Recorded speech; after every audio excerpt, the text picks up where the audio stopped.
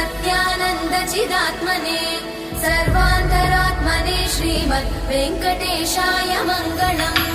स्वतः सर्वविदे सर्वशक्तये सर्वशेषिने सुलभाय सुशीलाय वेङ्कटेशाय मङ्गलम्।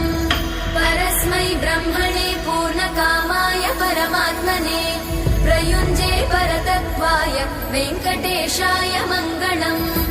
आकालतत्त्वमशान्तमात्मनामनुपश्यताम् अतृप्त्यमृतरूपाय वेङ्कटेशाय मङ्गलम्।